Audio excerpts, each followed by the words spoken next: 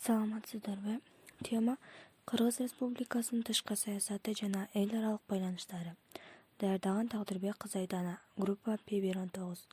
Сабактын максаты. Кыргыз Республикасынын тышкы саясатынын максатына жана милдеттерине мүнөздөмө. Экономикалык жана социалдык чөйрөдөгү байланыштарды талдоо.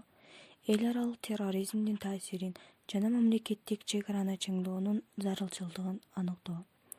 Кыргыз Республикасынын тышкы саясатынын негизги максаты элдин кызыкчылыгын коргоо, жаңы демократиялык мамлекетти куруу үчүн тышкы ыңгайлуу шарттарды түзүү. Кыргызстандын тышкы саясатынын негизги багыттары: тынчтыкты, Кыргыз Республикасынын чек араларынын туруктуулугун сактоо, КМШ өлкөлөрү жана дүйнө элдери менен ар тараптуу байланыштарды чыңдоо, КМШдагы улуттар аралык кагылышууларды токтотуу, алардын Кыргызстанда болбошуна жол бербөө. Чет элдик инвестицияларды республиканын эл чарбасына көбүрөөк тартуу, эл аралык соодага улуттук өндүрүштүн продукцияларын алып чыгуу. Бул жана башка эл аралык уюмдардын иштерине активдүү катышуу, согуштук блокторго жана союздарга катышпоо, нейтралдуу абалда токтоо. Кыргыз Республикасы эгемендүүлүктү алгандан кийин биринчилерден болуп 1992 февралда АКШнын көп узабай Кытай эл республикасынын, Россиянын, Түркиянын, Германиянын элчиликтери ачылган. 1992 2 мартта Кыргызстан Бириккен Улуттар уюмуна мүчө болгон. 1991-93 жылдары Кыргыз Республикасынын көз карандысыздыгын дүйнөнүн 128 мамлекети таанып, 80ден ашык мамлекеттер менен дипломатиялык байланыштар түзүлгөн. 98 жылы Кыргызстандын көз карандысыздыгын 135 мамлекет тааныган. Дүйнөнүн 91 мамлекет тааныган. Дүйнөнүн 91 мамлекети менен дипломатиялык байланыштар, мамилелер түзүлгөн. Бишкекте 11 элчилик жана өкүлчүлүк ачылган. Чет өлкөлөрдө республиканын кызыкчылыгын 17 дипломатиялык мекемелер коргойт. Кыргыз Республикасы өз алдынча мамлекет катары кадыр барктуу бир катар эл аралык уюмдардын мүчөлүгүнө кабыл алынган. 1992 жылы августта Кыргызстандын тарыхында биринчи болуп Бишкек шаарында кыргыздардын бүткүл дүйнөлүк биринчи курултай өткөн. Ага дүйнөнүн 20 өлкөсүндө жашаган кыргыздардын өкүлдөрү келип катышкан. Азыркы кезде дүйнөдө 5 миллион ашык кыргыздар бар. Алардын 1,5 миллион башыгы башка өлкөлөрдө жашашат. Курултай кыргыз элинин аң сезимини өнүгүшүндөгү орчундуу окуялардан болгон. Республиканын тышкы саясатында КМШнын өзгөчө Борбордук Азиянын өлкөлөрү менен байланышты күчөтүүгө маани берген. Анткени буларда коомдук турмуштун бардык жактары кылымдар бою байланышта өнүгүп келген.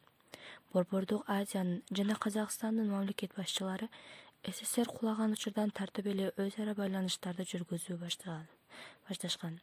Бул багытта Кыргызстан Казакстан менен 1991 жылы 18 февралда, Өзбекстан менен 17 мартта.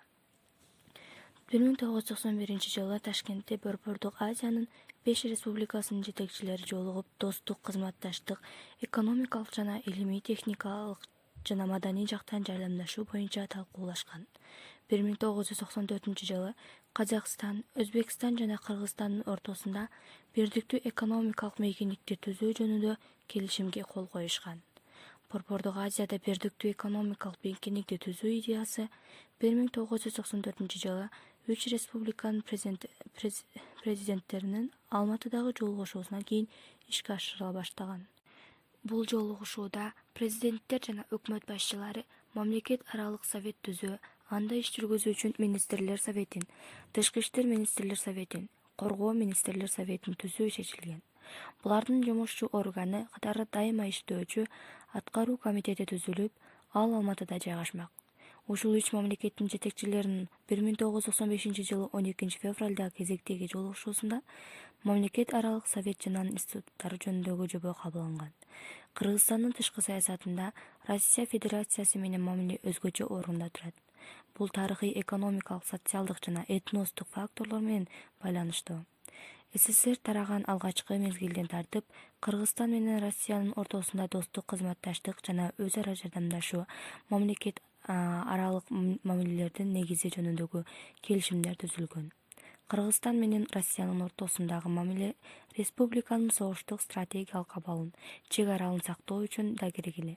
Бул багыттагы маселелерди жөнгө салыш үчүн эки өлкөнүн ортосунда бир катар келишимдер түзүлгөн.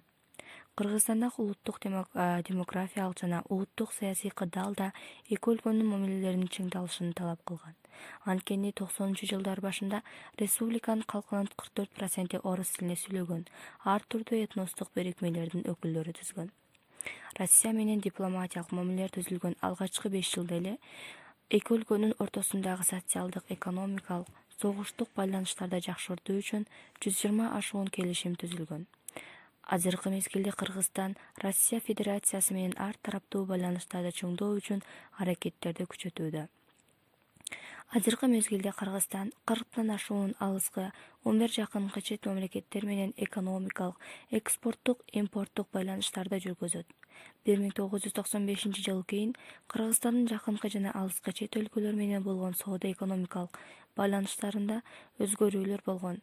Эгерде мурун Россия Кыргызстандын эң чоң өнөктөшү болуп келсе, азыр биринчи орунду Кытай Эл Республикасынын соодасы ээлей баштаган. Экономикалык реформанын жүрүшүндө импорттун ордун толтуруу үчүн, чарба тармактарын өнүктүрүү үчүн чет өлкөлүк инвестицияларды көбүрөөк тартууга өзгөчө көңүл бурулган. Эл аралык валюта фонду, Дүйнөлүк банк, Эл аралык өнүгүү ассоциациясы сыяктуу эле эл аралык финансы уюмдары республиканын экономикасын реабилитациялоо, жергиликтүү чийки заттардан экспортко ылайыктуу товар өндүрүүгө, жөндөмдүү ишканаларды куруу багытында чоң көмөк көрсөтүшүүдө. Кыргызстандын чет мамлекеттер менен биргелешип курган ишканалары Канадалык Камеко корпорациясы Ысык көл областындагы Комтөр, Талас областындагы Жерүй, алтын кендери иштеле баштаган. АКШ менен бирдикте Жалал-Абадда, Англия, Россия менен биргелешип Кан шаарында нефтини кайра иштетүүчү заводдор, швейцариялык фирмалар менен бирдикте балдардын тамак ашын даярдоочу комбинат, тери иштетүүчү минералдык сууну комбинат, тери иштетүүчү. Эгемендүү Кыргызстандын социалдык чөйрөсүндөгү эл аралык байланыштардын кеңейиши биринчиден билим берүү системасынан көрүнүүдө. Чет өлкөлөрдө 3000ден ашуун кыргызстандыктар билим алып, 10 000ден ашуун чет элдик студенттер биздин республикада окушат. Эгемендүүлүктүн алгачкы жылдарында эл аралык Сорос Кыргызстан фонду Кыргызстандын жогорку окуу жайларын, жалпы билим берүүчү мектептерди, лицейлерди, гимназияларды окуу китептери, көрсөтмө куралдары, техникалык каражаттары менен камтыган. Кыргызстандын чет мамлекеттер менен руханий байланышуусу да өнүгүүдө. ЮНЕСКОнун маалыматы боюнча, Чыңгыз Айтматовдун чыгармалары дүйнө элдеринин 50 тилинде 150 жолу 8 миллион ашуун нуска менен басылып чыккан. 1999 жылы Чыңгыз Айтматовдун 70 жылдык, 2004 жылы 75 жылдык, 2008 жылы 80 жылдык мааракесин белгилөөгө даярданып жаткан мезгилде улуу инсан дүйнөдөн кайткан. 1999 жылы диний экстремисттик топтор мамлекетибиздин түштүгүндөгү Баткен районуна кирүүгө аракет жасашкан.